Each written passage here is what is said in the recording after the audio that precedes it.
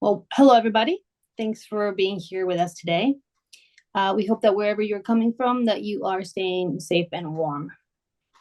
As I greet you and introduce our speaker, please read about the indigenous nations who have spiritual, cultural, and historical links to the land where the University of Akron stands today. We acknowledge and respect these deep connections to the land and the people that lived on it and cared for it well before we were here. We invite you to share on the chat where you are joining us from and which indigenous nations have connections to that land. Before we get going, I want to address a couple housekeeping items. Today's talk, as requested by our speaker, microphones will be off, and we ask that you drop questions in the chat. Be sure to send the questions to the meeting group chat or to everyone. Our moderator will keep an eye on them, and we'll make sure we get to them at the end of the talk. Also, with the link to this event, you were sent instructions on how to edit your viewing settings to ensure the speaker as well as your presentation are visible on your monitor. Now is a good time to adjust them, and if you are having any issues finding them, do send us a message. We'll find you. We'll get you in the right direction. Finally, again, a reminder that this talk is being recorded and will be later available on our website. So I'm Fran Ugalde. I'm curator for the Institute for Human Science and Culture at the Cummings Center at the University of Akron in Akron, Ohio. And I'm here representing Institute Director, Dr. Jody Cairns, who is unable to be with us today. Welcome to the third presentation in our 2024-2025 speaker series, where we've invited Indigenous scholars and experts to discuss the harmful historical collecting practices that brought ancestral belongings into museums and private collections, the efforts to reconnect collection items to their communities of origin, and the reparative work museums need to do so communities can reclaim their ancestors. Today's presentation is entitled Unsettling Museums and Restoring Indigeneities. And our guest speaker is Dr. Paul Edward Montgomery Ramírez. He is a Monimboseño person from what is currently Nicaragua, raised in diaspora in the United States. He is a decolonial heritage specialist and indigenous public archaeologist with a PhD in archaeology and cultural heritage from the University of York. His research focuses on restoring narratives of the past and using cultural heritage for decolonial options for sustainable and equitable futures for indigenous and marginalized communities. In 2017, he received the Orgullo de mi Pais award from the Nicaraguan Embassy in London for his outreach work on indigenous rights and heritages. Dr. Montgomery Ramírez is a public speaker and activist for education, environmental, cultural, and human rights. He is a board member for the Committee of 500 Years of Dignity and Resistance, an adjunct professor and NAGPRA compliance officer at Cleveland State University, and has recently become an essential member of our advisory council, recommending us on best practices around the privately owned collection of indigenous ancestral belongings we steward here at the Institute. Well, that being said, take it away. Thank you. All right.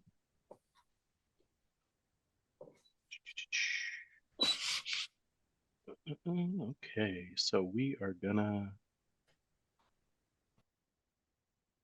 Okay, well, thank you so much. So it is sharing with all of you right now, yeah? Okay. So yeah, thank you for the introduction and the warm welcome. So yeah, I'm Dr. Paul Edward Montgomery Ramírez. These are some of the organizations that I am affiliated with, as said, the Committee of 500 Years of Dignity and Resistance, which is a Ohio-based Native American and Indigenous rights organization. I'm also the speaker for the Indigenous Council for the World Archaeological Congress, and I also do a cultural heritage work and consulting through my organization, Hilo Azul. So let's get right into this. So we're here to talk about the museum. Now, as it's kind of presented in the long term, is the museum is this place, this shining beacon where people are able to find education. That's traditionally how it's been perceived, as this area to provide people with education. Now, over the last few decades, that's changed a little bit to be uh, a stage, a forum for conversations that lead to education.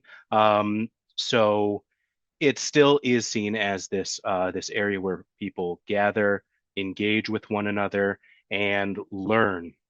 What that learning might be is entirely dependent on how the museum uh, conceives of itself, but also within that is the foundations of what museums actually are. So the museum really has a lot of its foundations within what we call the Enlightenment, and more into the late 1700s and 1800s, as wealthy Europeans are going around the world, encountering things that they have not necessarily known about previously, and showing them off to the world, collecting, measuring, and placing things into these spaces. And from an Enlightenment view, which is one that is based on the concept of human progress, a lot of museums, specifically ones that talk about ancient history and those that talk about culture, have very often worked this collecting from the concept of um, degradation and progress, that some peoples are not progress, that they are destined for extinction. And if we are to be good stewards of the world and to learn and measure the world, we have to collect remnants of these peoples before we ultimately can no longer see them, before they are gone as destiny would have it. Um, and so that has been a strong underpinning of the construction of the museum, is how do we record, how do we save these pasts that are going to go away? They're in the way of progress, and not necessarily in a malevolent way, but progress is going to sweep peoples and pasts aside. Um, so Indigenous peoples in particular were subjects of being recorded at these institutions, these museums. And it's also worth noting, not only while Native Americans' cultures were placed into these boxes, but um, it's also worth recognizing that picture over in the left-hand side is the great auk, which is the real penguin. Penguins that we know today are not real, like auks are penguins, but anyhow, won't get into that. The last great auk that was ever seen um, was a breeding pair of great auks in, I believe, Iceland, or it was at least Icelanders that did this. In 1844, they found this last pair of great auks that had eggs, and they murdered both of them and destroyed all of the eggs, so that way the great auks could be put into museums.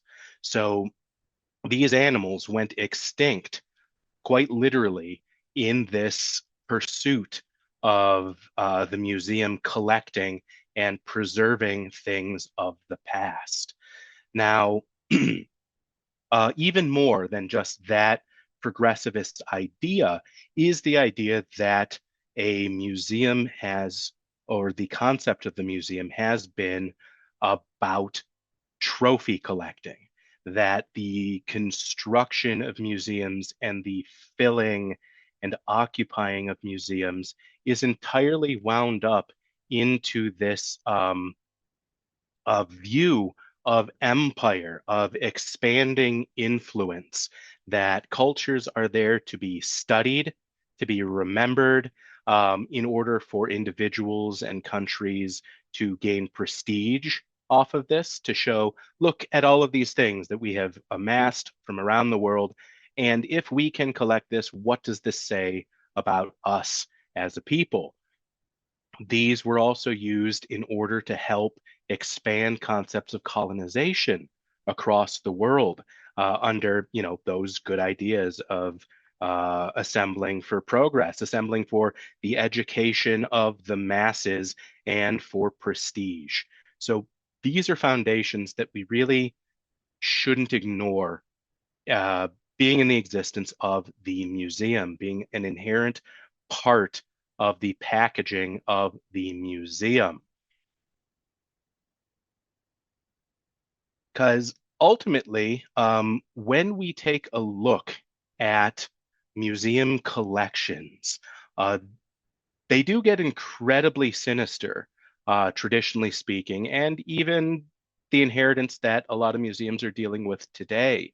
An incredible amount of cultural artifacts and ancestral remains that are on display or in collection at museums are because of war and because of direct colonization. So we have a few really strong examples in the United States. There are over 4,000 sets of ancestral remains that are held in the Army Medical Museum today, um, basically taken as spoils of war. A lot of leaders, Indigenous leaders, uh, met grisly ends, and then their bodies were very often paraded and displayed in parts of the United States. Um, uh, Black Hawk himself was dug up and taken around the United States after his death, and was also paraded around after what we perceived as a military loss by him. Um, an Apache resistance leader against both the Spanish Mexicans and United States, named Magnus Coloradas, what we call him today, is he showed up to a base to conduct diplomacy with the United States. And as a result of that, he was tortured, bayoneted, and then boiled alive until all of his skin went off and his remains were sent to the Smithsonian Institution, where they were misplaced, as is also a big and frequent thing that happens in museums. So after in 1873, after a bunch of Modoc people were executed for alleged treasons against the United States, which they weren't from anyhow, after they were executed, their bodies were quite literally cut up in order for people to buy as souvenirs. And a lot of those items still are held in private ownership. The picture down of those moccasins, those are from a child, and we know that those moccasins were dug up from the mass graves at after the massacre at Wounded Knee. And the person who dug up those moccasins from that dead child then sold those moccasins to a museum um, in Scotland, the Kelvin Grove Art Gallery. So this is not just a United States issue. And even when we're talking about Native Americans, this isn't just a United States issue. So for many, especially Indigenous people, what the museum is a trophy room. And a lot of us talk about this concept of the museum being a carceral entity, of the museum being a prison. Because if our ancestors are trapped in this area, in this place, and not allowed to go home, and we cannot engage with them, what other word might you use to describe these places? So this is really an inheritance that is something that ultimately needs to always be challenged, that these imperial and cultural underpinnings of the concept of the museum and how it impacts marginalized people today?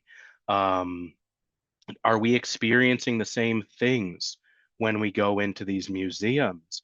Or sometimes are these spaces not places of sorrow and places of dread for a lot of people who come from marginalized backgrounds, even as the museums have taken their shift into this conjuration of a forum?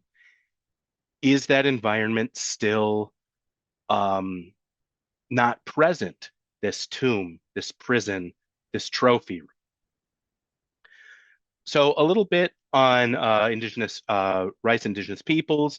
What we kind of have to keep in mind within all of this is while the collection of Indigenous bodies and cultural remains, intangible or tangible, um, this is all a part of a lack of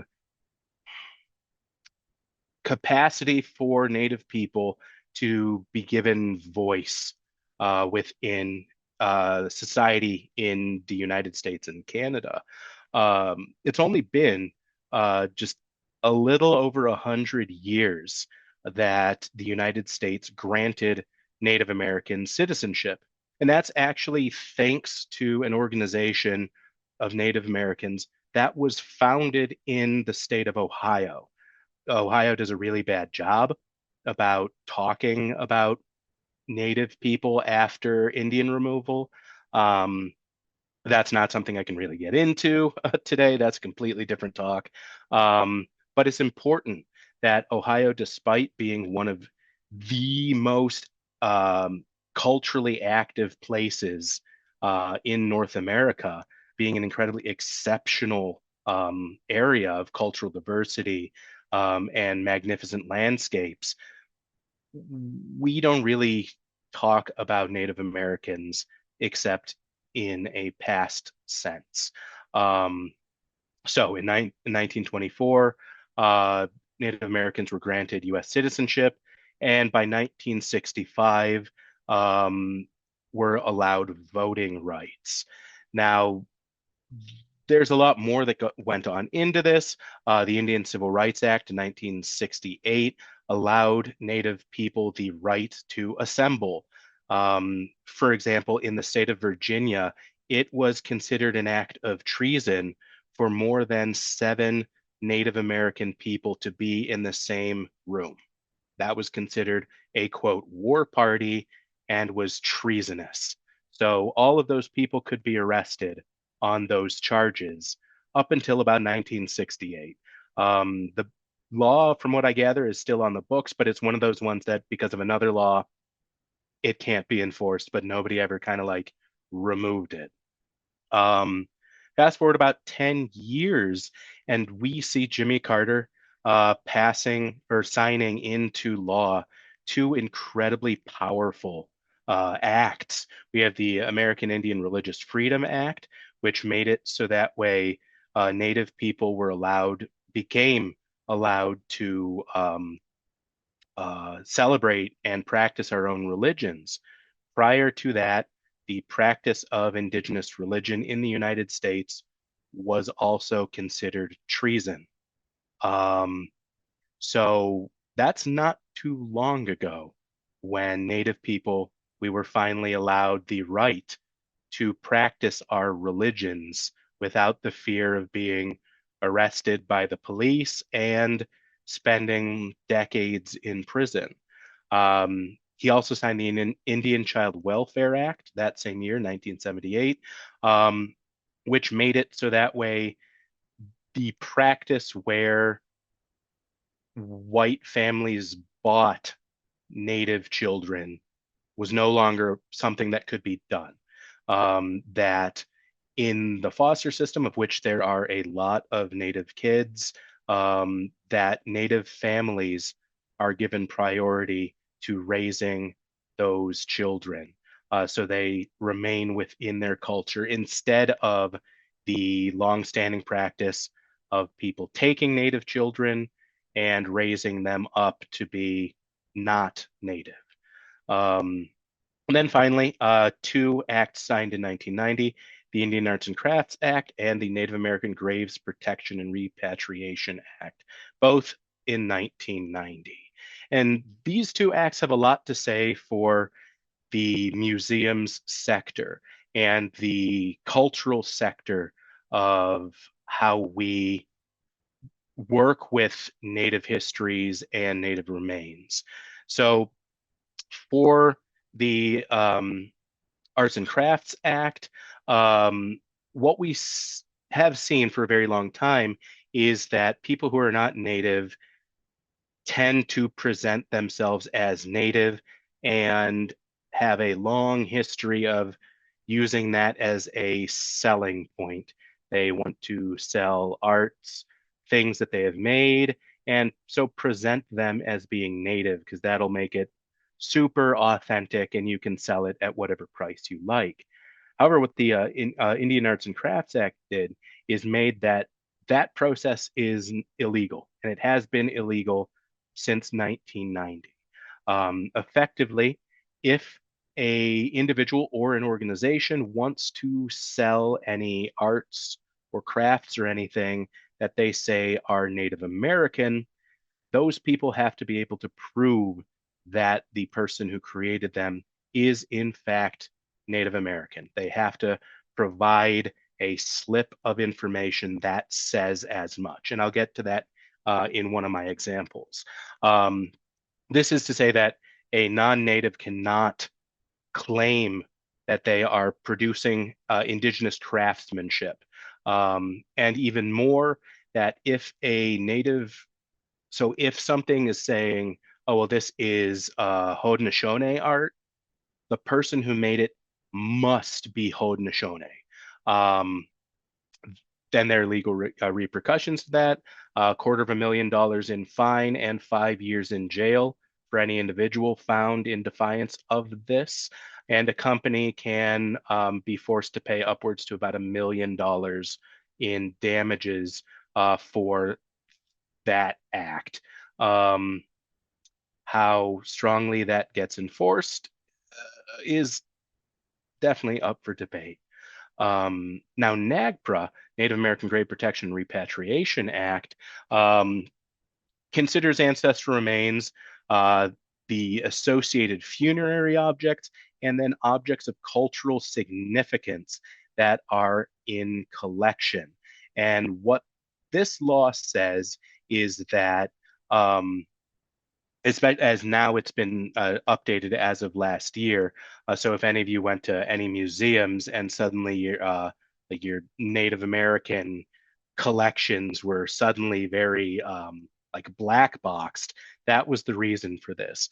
Effectively, there are tens of thousands of ancestral remains that are held at museums and institutions across the United States that still need to comply with this law. The state of Ohio is the third worst for complying for this law in the entire union.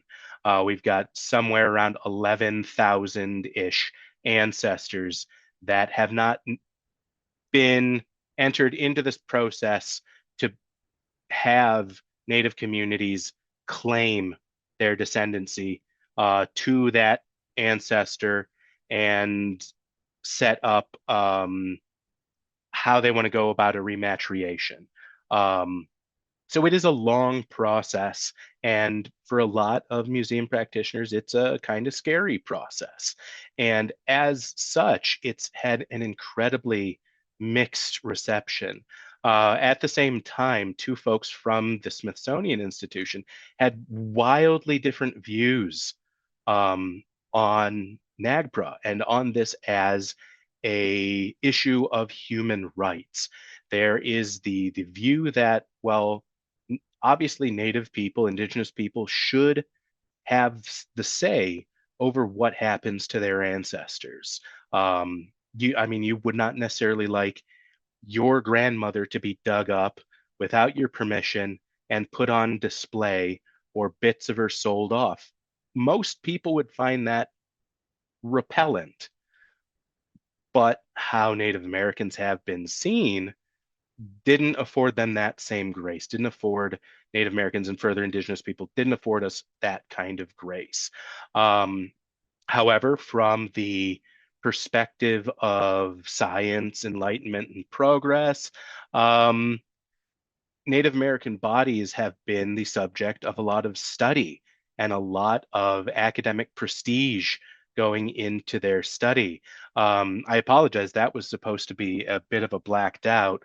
I wasn't going to show that skull, so apologies on that. The next set of human remains you're going to see are a cast, so they're not an ancestor. So I do apologize for Elizabeth Weiss's book there. But individuals like her, anthropologists who have um, not wanted to respect NAGPRA, this law, they still very much exist in lots of departments that we might not necessarily think of. That according to Weiss in her previous book from On the Warpath, she said that repatriation is an ideology of victimization.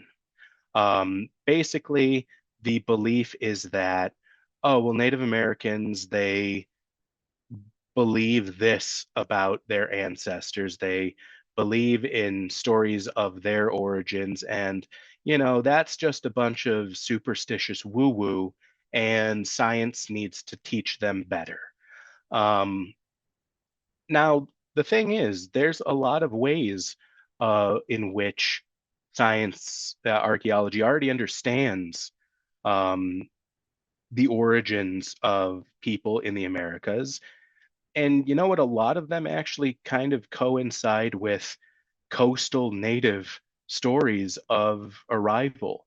Um, the Haida talk about them arriving in a clamshell um, from the ocean, which that's the model we understand. That Bering Strait model of coming to the Americas is not accurate. We've archaeologically known that for 50 years, but we've been largely ignoring it um, because there's a lot of desire to continue to study and to continue to, in a more private way, to value Native American cultural items, but then not value our actual wishes and our voices on any of this path to understanding, path to enlightenment. And it's also important to recognize that the law of NAGPRA doesn't extend beyond entities that get money from the state and federal governments. So private collectors don't have to comply with this law. There's nothing compelling these people to come and, I don't know, stop collecting Native bodies, um, Native artifacts, and other items.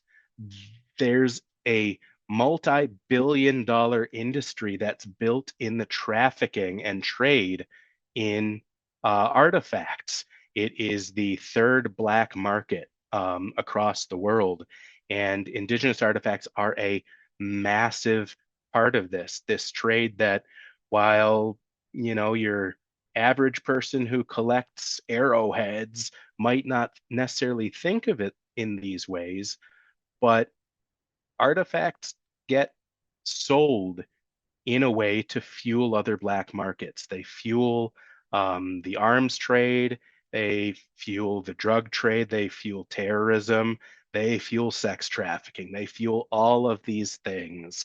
And that's not a conversation that a lot of private collectors really want to grapple with. And that's incredibly unfortunate.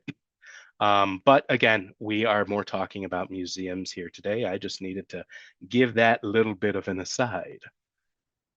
So within this, again, like the idea that there had to be a law that was put into place in order to get non-native people to stop identifying as Native people in order to get money off of uh, the Native brand. I'm using air quotes right there. And despite this law being in existence since 1990, like you can go to a ton of places um, that people are just actively selling um, arts and crafts that they claim to be native, but there's no proof to it. And a lot of people don't actually know about the law that says that that is super duper illegal. And you can just go on to Facebook. This is one that I just kind of, well, two actually, because there's the other one on the right hand side. But just look through any number of pages. Just type in like Native American into your search for Facebook, and you will come across dozens of groups with tens of thousands of followers that they'll post like often like AI images of either famous Native people, celebrities, or just like made up like beautiful Native women stereotypes um, in order to get more traffic to their pages. And at their pages, they will also be like selling stuff. So a lot of it will be like you see in the center there, shirts. Um, that a lot of these, the ways that a lot of these places position themselves is very actively within a right leaning set of ideologies, a lot of it around like being true and proud Americans, because who's more American than a Native American? Um, Issues against like immigration, um, but also conversely, you have ones that follow a little bit more like that new agey, spiritual eco side as well, which sometimes goes into eco-fascism. Anyhow, within a lot of these companies that do this, if you look down at this one that says it's Native American, talking about the Native American Indians are an important part of the culture of the United States. And then strangely, a fucking owl at the bottom, which lots of natives would not appreciate. Um, this page is run from Bangladesh. So like these people have no attachment to this at all. And in fact, they often enough skirt around the law that we have in the United States because our law of Indian Arts and Crafts Act can't touch these people.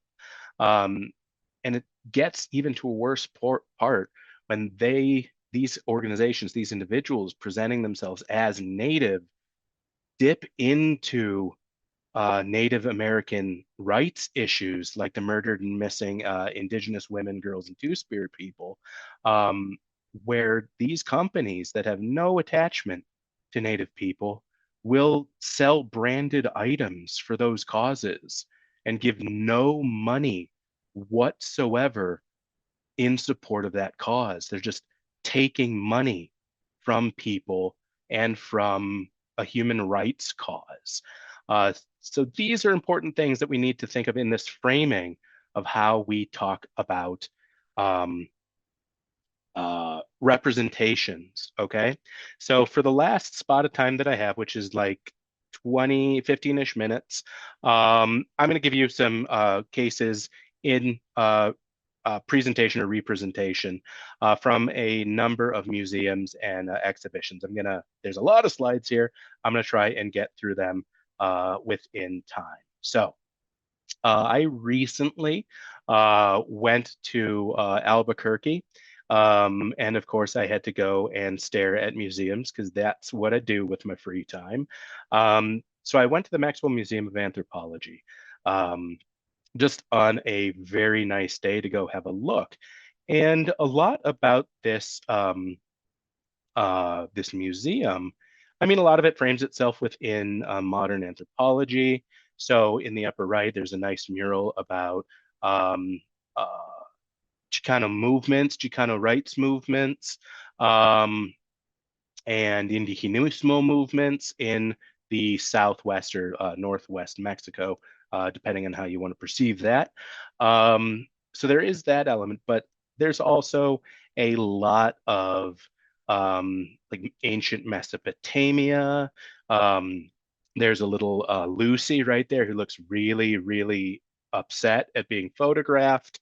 And then there are these on the second floor, there's a lot of display of the so-called Anasazi, the ancestral Puebloans in the area. That that period ending roughly around 1300, we'll say. Of course, people still there the entire time, still occupying these sites, even like now-ish. Anyhow, so a lot of it, this is the traditional display of pots and buildings that are in ruins. And the bottom right, there's an excavation that goes to show like these how these buildings were excavated, these ruins were excavated, and then what was recovered, the pottery and artifacts that were recovered from that. And so this is a very I'd want to say the style of this representation uh, into the 1980s and into the 1990s is still kind of one of the way of how this tends to be demonstrated. And, you know, depending on how the museum perceives itself, this is a reasonable enough form of interpretation because yeah, they're talking about people from uh, almost a millennia ago, and in a style of traditional museology from that period of time. Now, so I'm not really taking necessarily an issue with this. I'm going to give you a counterpose in a little bit, but the issue that I did have is entering into their shop. Um, there was a lot of sign, well, not a lot. There was a prominent sign talking about how the art there and the pottery, the jewelry is Native American. However, when I asked the people who were working there about information about the Native American status of any of the artists, nobody could provide me any information. The people who were working in this shop didn't even know about the Indian Arts and Crafts Act. I was really kind of gobsmacked that they have a pot that they proudly say is a Zuni pot, and they have no information on the person who made that pot, if they are actually Zuni or not, which is a crime. It is a felony. Um, and yet nobody was trained in that. And I was trying my best not to, like, the cashier was very, very stressed out by the end of our conversation. So I do apologize for that. Um, but yeah, so this part was incredibly alarming to me, that they did not know this very foundational law to museums and how we work with the continuation of the museum in the shop.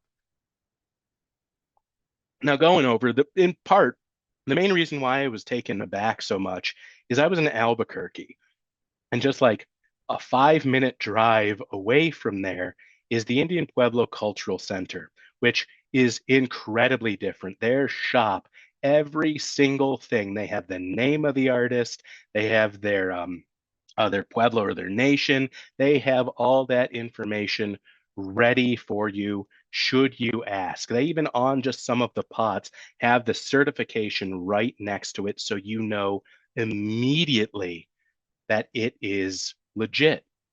So from there, that's already a part of difference, a major difference. So you at least know where your money's going to.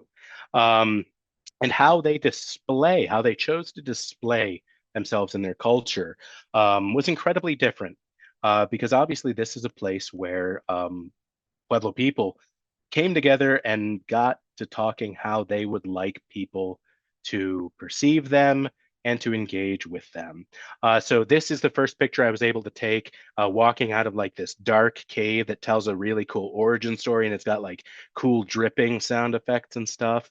So walking out, seeing this lineup of artifacts of pottery and drums that each tell different parts of quote prehistory. Of course, prehistory is a really weird term to use because oral histories are histories and they've been active for tens of thousands of years.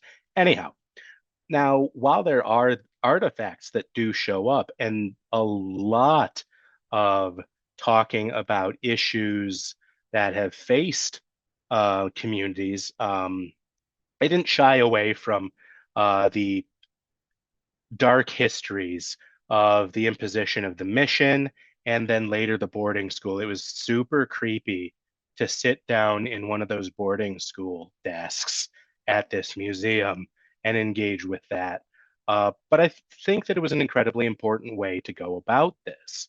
But a lot of the focus wasn't necessarily on the past as past.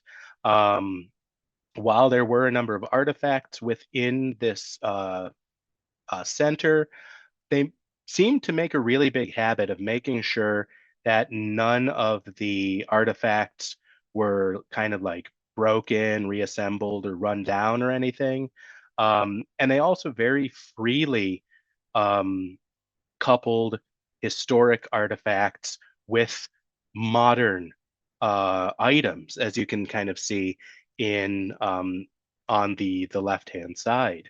They also went through to make sure that their buildings were not ruins because they still build in these styles. These are still viable structures for these people. Um, so going with this set of pottery, a lot of what they also did is they interviewed the people who made these to tell their stories about what they were creating, why they were doing it, where it comes from. So in the pottery section, there's that. In another music section in the next room, they have similar stories of how to make drums, why we make drums in the way we make drums. There was another little room also that uh, had people speaking uh, paragraphs in their own set in their own languages. I couldn't take any pictures that it was just a little too much.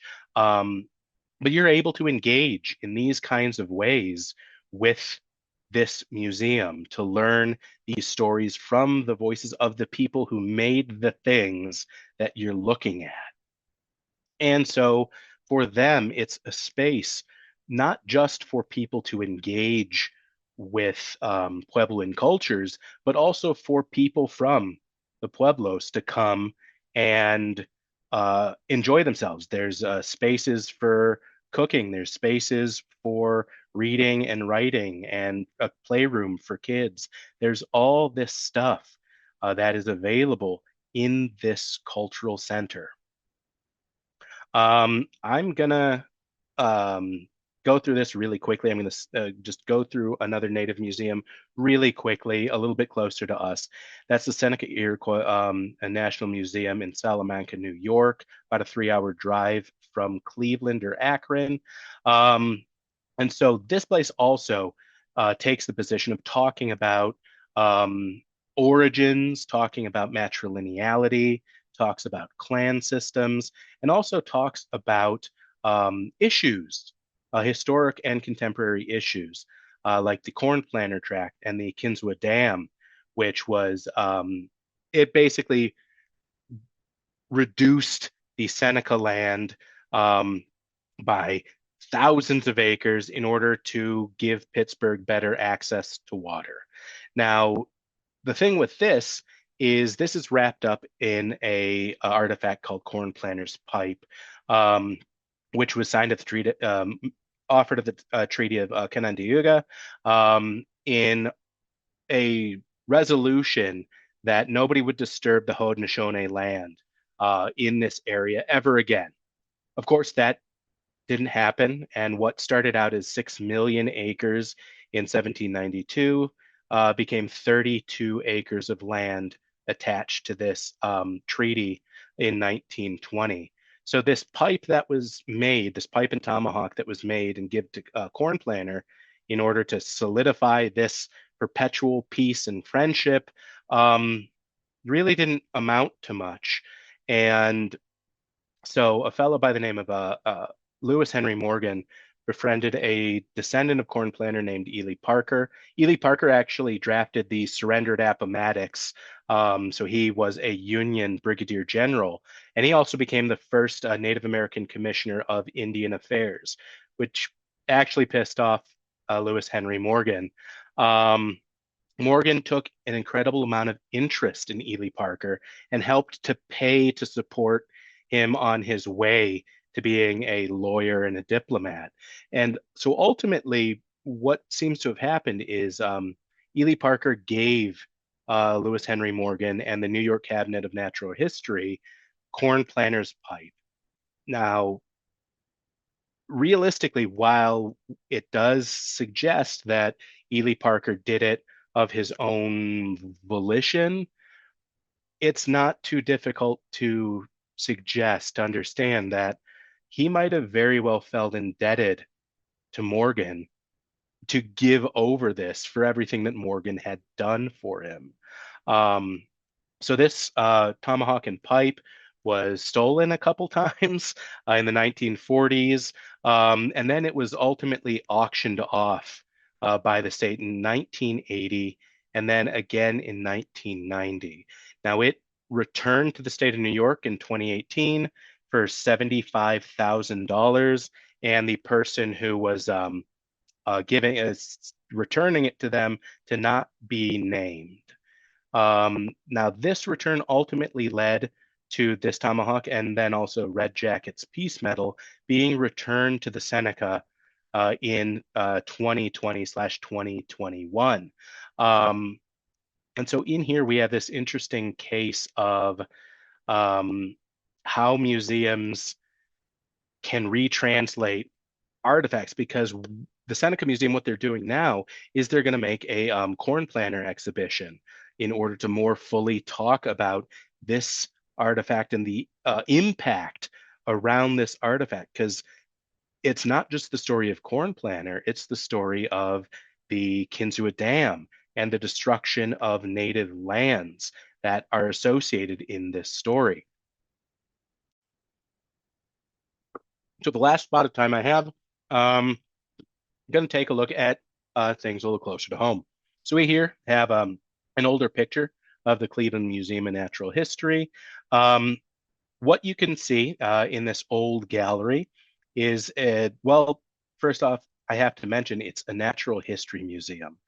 And in the bottom portion, in the cases, there are mixtures of taxidermy animals, and there are artifacts from native people in certain biozones. You can kind of see, like, in that there's a jungle and a Maya pyramid over there and some Mesoamerican artifacts.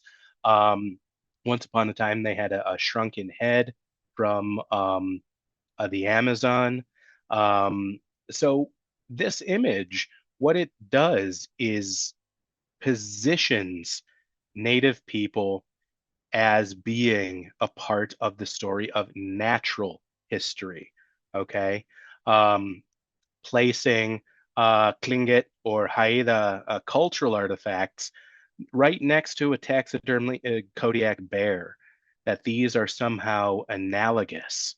And that's just the positioning of the Natural History Museum in itself as a concept as well. So while we have like these incredible images, like these great fossils, like a Dunkleosteus and whatever that weirdo salamander is on the left-hand side, what this does by presenting taxidermy animals, evolution, the natural world in tandem or right next to the cultural history and cultural remains of Native people, never mind their bodies, it places them into this same category. that we are fossils, that we are the past. Again, this is a cast of an individual. This is not an individual themselves. And this was very much how a lot of museums, and specifically natural history museums, have uh, looked at us and treated us. The image, though, recently, if you haven't known, the Cleveland Museum of Natural History has had a massive update. And so I was just there this last week. So this is that same area, a very different form of depiction and representation. Not a human in sight. We've just got a bunch of taxidermy animals again and descriptions about biology and all of that. Um, and a lot of Dunkleosteus. They are super into that fella these days. And some cool stuff about around the planetarium and space and minerals and geology. All of that is still there at the Natural History Museum. And so this is an important part, is these museums need to search for what their identity is and what they're displaying is actually showing, is actually providing people. So we have this evolving life section. It's really super cool. Do go to the new museum. I highly recommend it. But even in this sense, they couldn't necessarily help themselves at certain points of including Native people into this conversation. Um, it's very limited, thankfully, but still in the same sense. In a video that had to have been recorded in 2024, they talk about the Bering land bridge as being the way that people got to the Americas, which we know is not true. Academically, we know that's not the way that people got here. People sailed on boat, I'll just say ships, came here from the Pacific, like skidded along from Asia, and hopped down the coast. Um, Thousands and thousands of years before the land bridge would have been accessible to people to cross. And we know that archaeologically, categorically, we know it today, but we're still being told this story of Native people coming in over across the land bridge and then I guess racing all the way across the Americas within a couple generations. Um, and that's not a great story for people to be telling in this day and age. But otherwise, it is a nice little museum.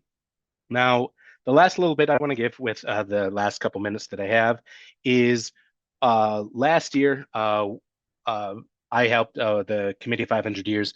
We put on an exhibition at a gallery called Healing the Land, which was to commemorate the movement away from racist and stereotypic mascots. I'm talking about the Cleveland baseball team and the work that has been done in that effort.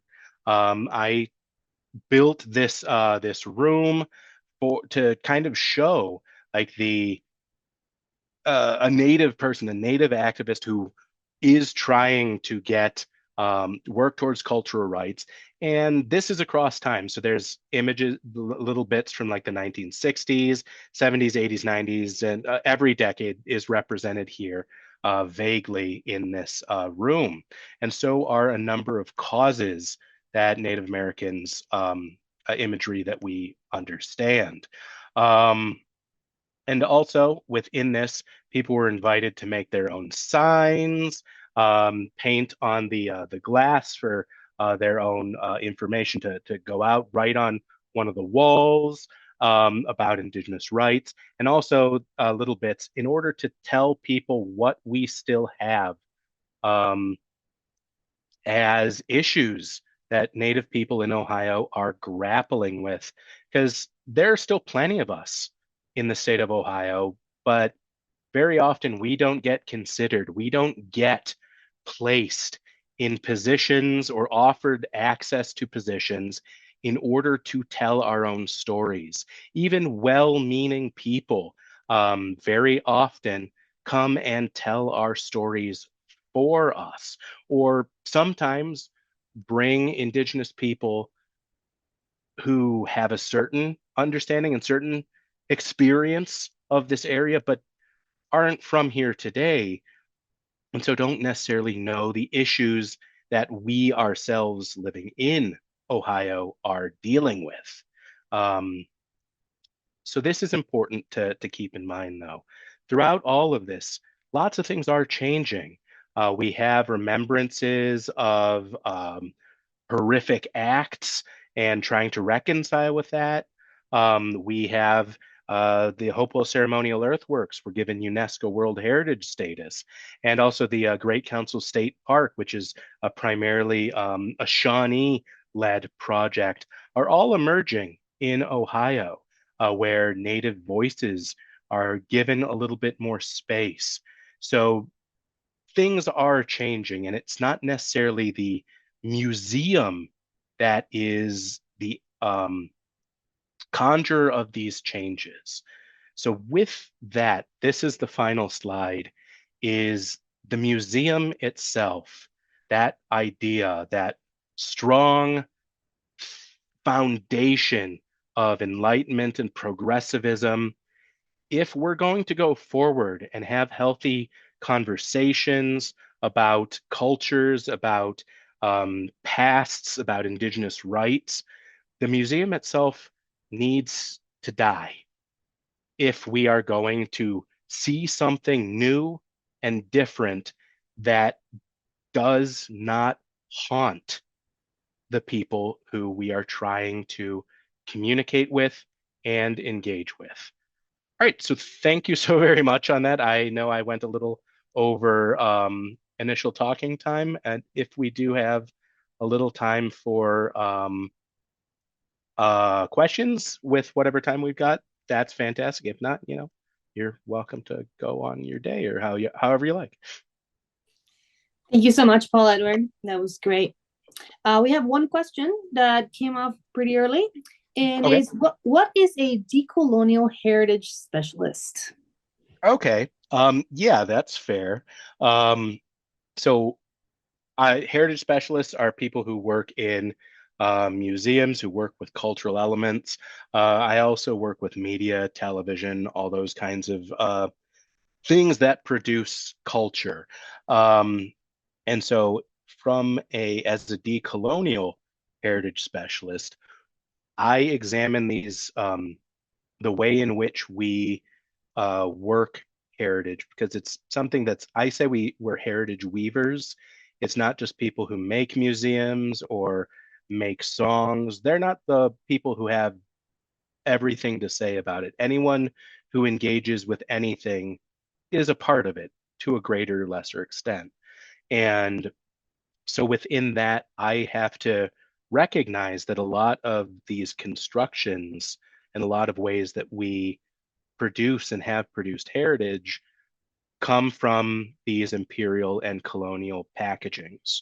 So I seek to use decolonial theory, use indigenous methodology and theory into how we can better inform newer weavings of heritage. So that way we're making, again, I like to say, so we're weaving baskets instead of mats. Mats are like a symbol of power among my people, traditionally speaking. So that's kind of the way that I try to answer that. Okay, I have a question from Robert Williams. My Okay. history graduate says, during my undergraduate days in the 20th century, taught that the last indigenous nation in Ohio were the Wyandot, themselves uprooted from Delaware to Ohio, and they left no thanks to Andy Jackson in 1847. That teaching left me with an impression that indigenous people had been removed from Ohio. Thank you for sharing. You have any thoughts on that?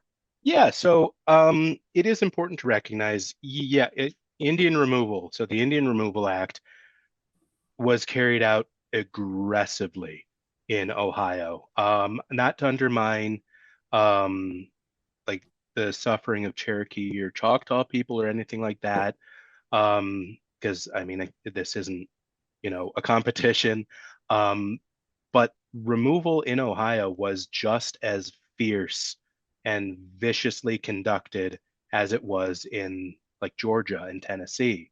And yeah, the last official folks removed were Wyandottes. There was a reserve in what's Wyandotte County today. Um, but yeah, movements of later Native people have been going on ever since. I mean, specifically during the wartime period when lots of people from the plains and the Southwest were brought to Cleveland to work with iron, to work on cars, all these things. A lot of Native people today in Ohio and in communities are from the Great Plains and from the Southwest. Also, lots of people who come from Latin America, like me, are Native American, just of a different kind that a border crossed at some point in time. All right, what advice would you give to education and interpretation professionals about how to or not to tell Native American stories by non-Native people, specifically to children, I suppose, but generally as well? Okay. I don't, so there's no one way, realistically. I think in a lot of this, there are a lot of well-meaning people. I don't want to downplay that at all. They're incredibly well-meaning uh, museum practitioners and educators who work with what they've got. I completely appreciate that. I think one of the big ways that educators um, can help to better present um, histories, stories of Indigenous people is to like go out and meet Native people. Like it's one thing to someone talking about us and not ever bothering to come talk to us. Um, and that's the thing that lots of Native community individuals and communities have been facing for hundreds of years is people want to learn about Native people, um, but for some reason don't want to learn it from us. Um, so I think that's one of the big things to do is um, just try like have a conversation with a Native person, not in one of those ways of like, hey, I'm gonna like write down notes now, but like get to know us as people. You know, we're modern people. I'm in a wheelie chair on a laptop and all this stuff. You know, I'm not the past. That's probably one of the biggest things is to people don't recognize us as being people of the present. Um, so if you can start with that and lead real strong in saying, hey, there are still millions of Native Americans in the United States, that can start a different conversation. And also keep talking about us after 1900. We didn't just stop doing things after Wounded Knee Creek. And you don't have to go out and go to the Great Plains or anything to talk about us. Talk about Ohio stories. Talk about things that are closer to home because you can tell so much about um, U.S. and Native relations from just the story of Ohio. So you don't have to turn things out into this distant, spread out thing. If you can bring it close to home, that's probably better. I hope that helped. I think that's most of the questions we have. We have some comments on the chat. Okay. Well done. Oh. Appreciation about your talk and about connecting with the community and moving it beyond November, doing it all year long. Yeah, November. Don't, that's maybe another thing I should say, like, don't only contact us in November. I'm super busy in November, and every Native scholar, activist I know is super busy in November. There are 11 other months that we still exist out of the year. Feel free to talk to us at any one of those months as well. Would you be willing to be contacted for any sources like this by our guests today? Yeah, absolutely. I think I'm still sharing. I refuse to call it X. So that is the only thing in the world that I will dead name. So it is Twitter. I don't go on there so much these days, but I do try to make a habit. You can also email me. That's my non-academic professional personal email at the bottom there. That's just pemontgomeryramirez@gmail.com. Feel free to email me. I would have had my website up here, but it's currently in shambles, and I would not like to present it to anyone in that fashion. But yeah, send me an email or anything like that, and I'm more than happy to communicate with any questions that you might have, or anything like any interest like going forward. If you are yourself an educator and would like to bring somebody like myself or some other local native people to come and talk, we can see how we can help on that front as well. Well, that's great. Thank you so much. Thank you, Paul Great. Edward, for being with us tonight. And thanks everyone else for joining us. And do come back to catch our next talk. I think it is in, let me see, I should have it up. It is Dr. Joe Stallman. It's going to be Wednesday, April 23rd, 6 p.m. Oh, Joe, yeah, ask him about Corn Planter's pipe. He was a picture in this slideshow. I saw that. So registration will open soon, and we'll have more information about that then. This talk will be up on our website in a little bit once we get it all prepared. So once again, thanks everybody. Stay safe, stay warm. Have a nice evening. Thank you very much, everyone. Bye-bye.